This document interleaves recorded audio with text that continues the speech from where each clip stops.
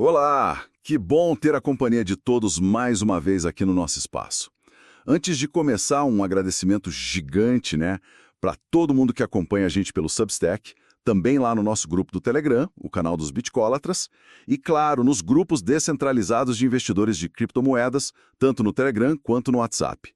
Sério, esse apoio de vocês é fundamental para a gente continuar. Valeu mesmo! Hoje, a gente vai, assim, mergulhar num material bem curioso que chegou para nós pela pesquisa de um entusiasta, o Juliano de Medeiros. Um salve para o Juliano. Ele garimpou um vídeo lá do canal do Mark Moss no YouTube. Olha, eu sei, alguns podem pensar, o Moss é meio maluco de cripto, e talvez um pouco, né? Mas a verdade é que vira e mexe, ele liga uns pontos que, olha, no mínimo fazem a gente parar para pensar. E o tema de hoje é desses. A fonte é esse vídeo do Moss, que está repercutindo uma declaração bem forte, vinda de um conselheiro próximo do Putin. A alegação é que os Estados Unidos estariam planejando uma espécie de, sei lá, reinicialização da sua dívida trilionária. E a ferramenta para isso seria criptomoedas. Stablecoins, mais especificamente. Será? Como isso poderia funcionar? Meio doido, né? Mas vamos tentar entender o raciocínio aqui. Calma aí, antes de a gente entrar com tudo nesse assunto, aquele nosso aviso importante de sempre, tá? Este material é só para informar a gente. Não é de jeito nenhum recomendação para investir, comprar ou vender cripto ou qualquer outro ativo digital. O mercado de criptoativos, como todo mundo sabe, é super volátil, tem riscos enormes envolvidos. Então, a nossa recomendação é sempre: façam a própria pesquisa, o famoso DOR, Do Your Own Research, e se precisarem, conversem com profissionais qualificados antes de tomar qualquer decisão financeira. Certo? Perfeito, é isso mesmo. O nosso objetivo aqui é analisar a linha de pensamento que o Mark Moss apresenta lá no vídeo dele, baseado nessa declaração russa. A gente não está dizendo que é verdade, a gente está explorando a ideia. Então a história toda começa, segundo o Moss, num tal de Fórum Econômico Oriental. Lá um cara chamado Anton Kobiakov. Que seria um conselheiro econômico sênior do Putin há mais de 10 anos, né? Alguém que, teoricamente, tem acesso a informações lá de dentro. Exato. Esse Kobiakov teria dito que os Estados Unidos querem mudar as regras do jogo, tanto no mercado de ouro quanto de cripto. E o objetivo final disso tudo: levar o mundo para uma nuvem cripto, segundo as palavras dele. E a teoria que ele detalha, pelo menos como o Moss reporta, é a seguinte: quando o dinheiro global virasse digital, principalmente via stablecoins, os Estados Unidos fariam uma jogada. Moveriam a dívida deles, que é gigantesca, uns 37 trilhões de dólares, para esses ativos digitais. E aí, num passe de mágica digital, aplicariam uma desvalorização massiva. Basicamente, limpariam a própria barra, sabe? E deixariam o resto do mundo com o problema. Uma acusação bem pesada. E aí que entra o ponto que o Mark Moss acha curioso. Ele, na verdade, até concorda com uma parte disso. Ele acha que o Kobiakov pode estar certo sobre a intenção dos Estados Unidos de desvalorizar a dívida. Onde ele discorda é no como. Ah, no mecanismo. Isso. O Moss acha que a visão russa é meio simplista. Tipo, eles acham que os Estados Unidos vão só imprimir dólar digital, igual fazem com nota de papel. Mas stablecoin não funciona assim, né? Tipo USDT, USDC, elas precisam ter um lastro, uma garantia real por trás, não dá para criar do nada. Exatamente. E para reforçar essa ideia de que desvalorizar a própria dívida não seria novidade para os Estados Unidos, o Moss lembra uns momentos históricos. É bom ter esse contexto, né? Sim, ele cita, por exemplo, lá em 1933, o Roosevelt teve aquela ordem executiva 6102. Que confiscou o ouro das pessoas, né?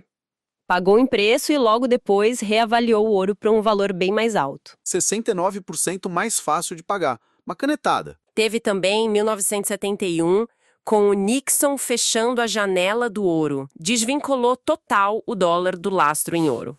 E desde então, o Moss calcula que o dólar perdeu, sei lá, 96% do poder de compra.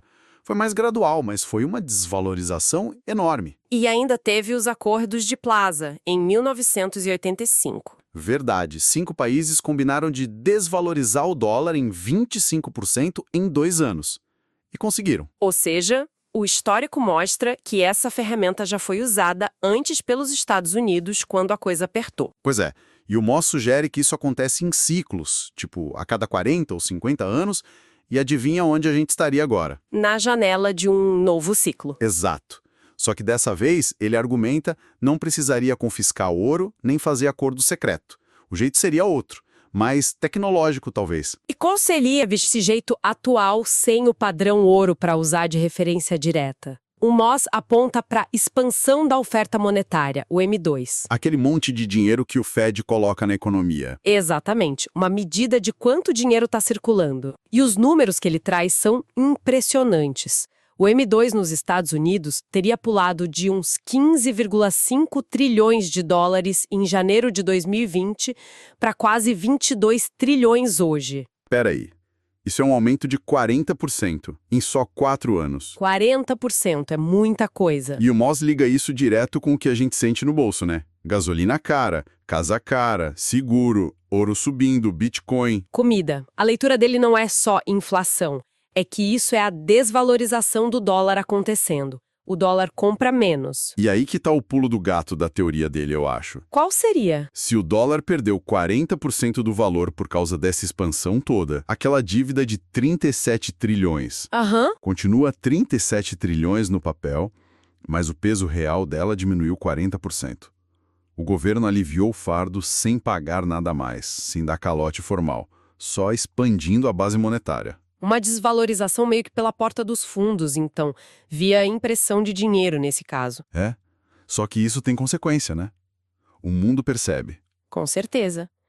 O Moss diz que os grandes compradores de dívida americana, tipo China e Japão, estão ligados nisso e estariam vendendo os títulos do Tesouro, as Treasuries. Ele até cita uns números. A posse estrangeira da dívida teria caído de 34% para uns 23%. E isso cria um problema sério, né? Se quem comprava antes está saindo... Quem vai comprar a dívida nova que os Estados Unidos precisam emitir para se financiar? Precisa de novos compradores, urgente. E aí que, para a teoria do Moss fazer sentido, entram as stablecoins. Mas não do jeito que a Rússia pensa, né? Não imprimindo do nada. Não. Lembra do lastro. Cada USDT, cada USDC, precisa ter $1 real guardado. A chave, segundo Moss, seria uma lei nova. Ele chama de Genius Act. A gente tem que dizer que esse é o nome que ele usa, né? Pode não ser o nome oficial da lei. Sim, bom ponto. Mas, segundo ele, essa lei teria sido aprovada este ano.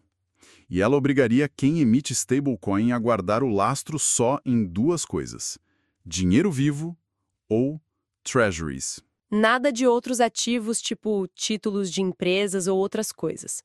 Só cash ou título do governo americano. Peraí. Se não dá para imprimir stablecoin sem ter dólar, como é que isso ajuda o governo a vender a dívida dele? Não entendi essa parte ainda. Ah, aí que tá a sacada, na interpretação do Moss. A lei criaria uma demanda forçada, automática, por treasuries. Pensa assim, a Tether recebe, sei lá, $1 bilhão de gente querendo comprar o USDT. Ok. Se essa Genius Act existe e obriga ela a lastrear isso com treasuries ou cash, o que ela faz, pega uma boa parte desse bilhão e compra títulos do Tesouro americano. Ah, entendi. Então, quanto mais gente usar stablecoin no mundo, Mais dólar entra nessas empresas emissoras. e mais elas são obrigadas pela lei a comprar dívida dos Estados Unidos para ter o lastro. Exatamente. Uma demanda que cresce junto com o mercado de stablecoins. O Moss até dá números. Tether já teria uns 127 bilhões em treasuries, a Circle uns 55 bilhões. Caramba! Juntas elas já compram mais dívida americana que a Alemanha ou a Coreia do Sul? Segundo ele, sim. E ele cita uma projeção que ele atribui a um tal Scott Bent, que teria sido do Tesouro no governo Trump.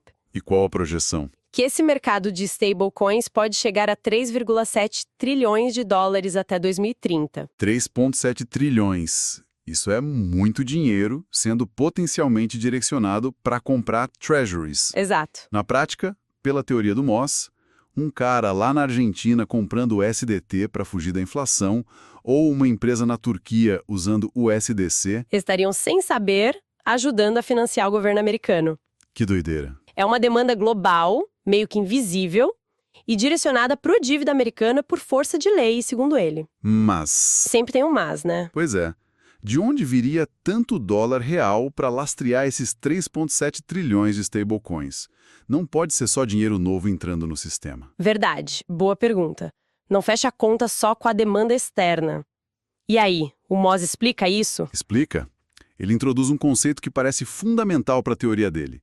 As reservas esterilizadas. Reservas esterilizadas, que nome é esse? O que é? Pensa no quantitative easing, o quê?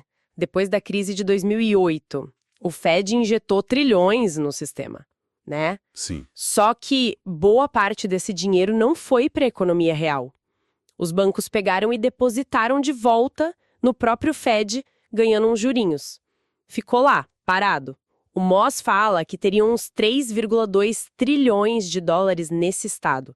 Dinheiro que existe, mas está congelado, fora de circulação, para não gerar hiperinflação na época. Ah, entendi. Um dinheiro meio zumbi. Tá lá, mas não faz nada. E como ele ressuscita? Pela Genius Act, de novo, na visão do Moz.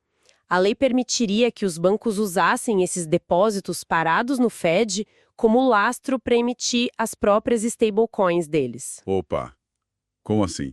Imagina, o banco tem 1 bilhão parado lá no Fed. Ele usa esse bilhão congelado como garantia para emitir 1 bilhão em stablecoins do próprio banco. Essas stablecoins agora podem circular, ser usadas para pagar coisas, investir. Entendi.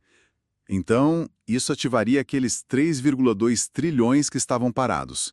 Colocaria eles em movimento na economia. Sem que o Fed precise imprimir um dólar novo. É o mesmo dinheiro, só que agora destrancado e circulando via stablecoins. Caramba! Então a jogada é muito mais sutil do que simplesmente imprimir. É liberar dinheiro que já existia, mas estava preso. Essa seria a nuance que, segundo o Moz, a Rússia talvez não esteja entendendo. Porque a ativação desses 3,2 trilhões... Ao entrar na economia via stablecoins, vai gerar mais inflação, né? Ou desvalorização do dólar. Exato. E, como consequência, diminuiria ainda mais o peso real da dívida de 37 trilhões. A desvalorização aconteceria, mas não por impressão direta do Fed, e sim por essa ativação de reservas. Um mecanismo mais complexo. Faz sentido. É engenhoso, se for isso mesmo. Mas e o resto do mundo? Ficaria só olhando o dólar derreter? O Moz acha que não. Ele aponta para o mercado de ouro como um sinal. O ouro subindo seria um indicativo. Sim, ele menciona preços altos para o ouro, cita um valor de 3.777 onça em setembro, talvez um dado da época do vídeo, e principalmente que os bancos centrais estão comprando ouro como nunca. O ritmo mais rápido desde 1967. Fala em mais de 1.000 toneladas por ano por 4 anos seguidos. 1.000 toneladas por ano? Nossa! E quem está comprando tanto assim? Ele dá exemplos. Polônia liderando em 2025, segundo ele, República Tcheca triplicando reservas desde 2023, Turquia comprando direto, China adicionando ouro oficialmente mês após mês. E o que isso significa na leitura dele? Que não são só especuladores, são instituições, países. Eles estariam vendo essa desvalorização do dólar vindo, seja por impressão, seja por essa ativação via stablecoins, e estão trocando dólar por ouro, tentando se proteger. Fugindo do dólar para um ativo historicamente mais seguro. Faz sentido como reação. E Bitcoin? Ele encaixa o Bitcoin nessa história? Fala um pouco. Toca na ideia de reservas estratégicas de Bitcoin, SBR, para os Estados Unidos. Ele cita aquela frase do Scott Bent, sem dinheiro do contribuinte para Bitcoin, indicando que talvez o governo não vá comprar direto. Então, como seria? O Moz levanta uma hipótese baseada num padrão. Primeiro, o setor privado inova, corre o risco. Tipo SpaceX, a Amazon com a AWS. Isso.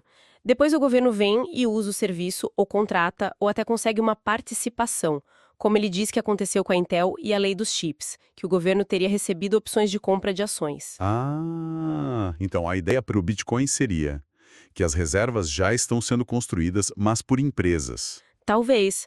MicroStrategy com aquele monte de Bitcoin, as mineradoras como o Marathon, Riot, os próprios ETFs que atraem capital. E o governo, depois, encontraria um jeito de se beneficiar disso, regular ou pegar a sua parte. É uma possibilidade que ele joga no ar. uma abordagem indireta para as reservas de Bitcoin. Ok, deixa eu ver se eu entendi a tese toda do Moz, então. O conselheiro russo, certo na intenção americana de desvalorizar a dívida, errado no como. Isso. O como não seria imprimir stablecoins. Seria um plano mais complexo. 1. Uma lei, Genius Act, no nome dele. Que? 2. Permite bancos usarem 3,2 trilhões de reservas paradas para lastrear stablecoins. 3. Essas stablecoins, por causa da lei, forçam a compra de treasuries, projetando 3,7 trilhões em demanda até 2030. 4. Isso financia os Estados Unidos e a ativação das reservas causa desvalorização do dólar, aliviando a dívida e exportando o problema. E ele até acha que isso pode acontecer logo, tipo até 2027, pelo ritmo que as stablecoins crescem. É isso. Basicamente, essa é a teoria complexa que ele apresenta no vídeo. Então, o que a gente tira disso tudo? É uma conexão bem doida que o Moss faz, né? Política monetária, geopolítica, cripto, stablecoins. A ideia central dele é que as stablecoins podem ser essa ferramenta inesperada para os EUA lidarem com a dívida, destravando o dinheiro parado e criando o comprador para título enquanto o dólar perde valor. E ele termina o vídeo com uma provocação, quase um conselho, né? E aqui, de novo, vale o nosso aviso. É a opinião dele lá no vídeo, não a nossa recomendação. Certo, importantíssimo. A sugestão dele é que nesse cenário de possível desvalorização do dólar e das treasuries, talvez não seja bom ficar parado em dólar ou nesses títulos. A alternativa, para ele, seria buscar ativos duros. Ouro, Bitcoin, minerais, ele cita lítio, imóveis. E ele destaca o Bitcoin, né, pela velocidade de reação a essa liquidez toda. Faz paralelo com o ouro pós-71. Exato. Ele argumenta que o Bitcoin tem ciclos parecidos a cada 4 anos ligados a essa liquidez. E isso tudo joga uma pergunta no ar para quem está ouvindo a gente, né? Com certeza. Quando cada um pega essa teoria toda, essas informações do Mark Moss e pensa sobre isso, como isso se encaixa no seu jeito de ver o mundo, no seu planejamento, é para refletir mesmo. E com essa deixa para reflexão, a gente vai fechando por aqui. Queria agradecer demais, de novo, a companhia de todo mundo. Se vocês curtiram essa análise, esse mergulho que a gente fez no material que o Juliano de Medeiros trouxe, por favor, faz aquele esquema. Comenta aqui embaixo, dá o joinha. Isso ajuda muito a gente a saber se vocês estão gostando e a continuar trazendo esse tipo de conteúdo. É sério, gente. Se você não fizer isso, corre o risco desse conteúdo deixar de ser de graça, né? E passar a ser só para quem paga. Pô, é um conteúdo que dá trabalho, pesquisado, ditado, feito com carinho e tá aí de graça para todo mundo. É o mínimo que a gente pede em troca. Isso mesmo. O nosso muito obrigada pela atenção e pelo interesse em discutir essas ideias complexas aqui com a gente. Valeu, pessoal. Um abraço e até a próxima.